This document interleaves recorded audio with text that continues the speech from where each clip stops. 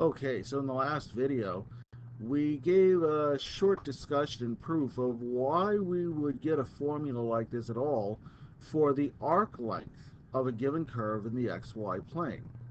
Now, again, we're assuming these are what we call rectifiable, continuous and differentiable curves in the plane on that given interval from A to B. Now, assuming that those things are true, if we have a curve that we could describe as a function of x on an interval from A to B, we can find its length with respect to x as this formula is the integral of the square root of 1 plus f prime of x squared dx.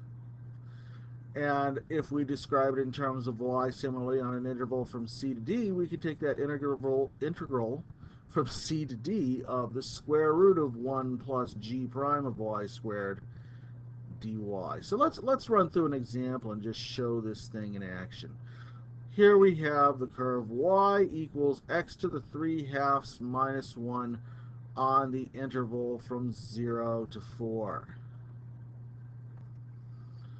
So here's a picture of that curve right here. Let's see what we can do with it. In this particular case, our curve is one that looks like it goes from 0 out to 4.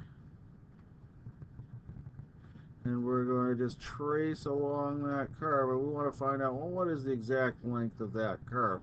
Well, by our integral, what we're going to do is we're going to say, first of all, since it's a function of x and we're going to integrate along the x-axis, so we're going to use our dx form up here, we would say that, first of all, if f of x is equal to x to the 3/2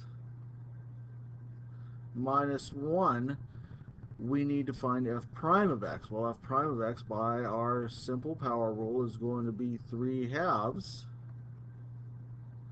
times x to the 1/2 minus 0, right? Because the constant's derivative is 0. So let's substitute that in. Let's find out what happens. Our length will be the integral from 0 to 4 of the square root of 1 plus our derivative 3/2 x to the 1/2 squared dx.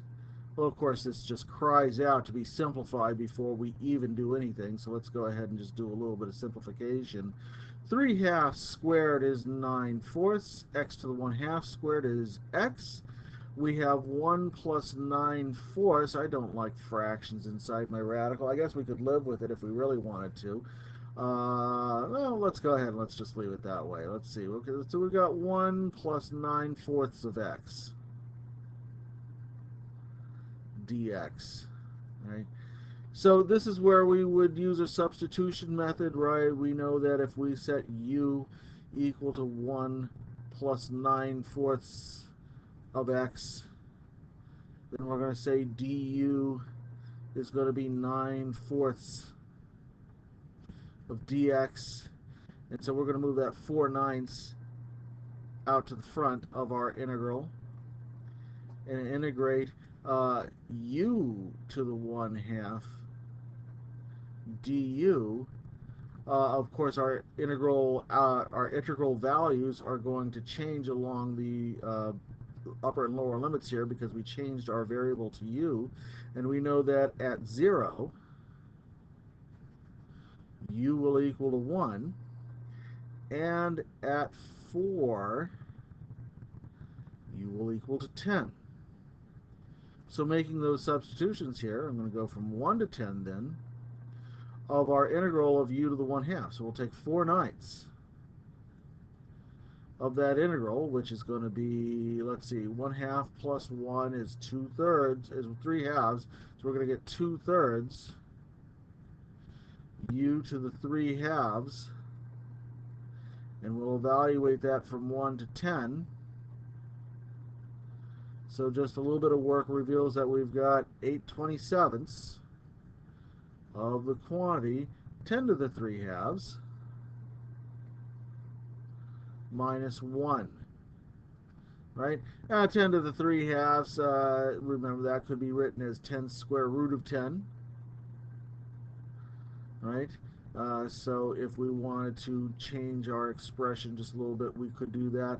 But either way, this is going to be the exact value. If we work this out on a calculator, of course, we get a number here that's about equal to 9.07. So we would use that as our estimate.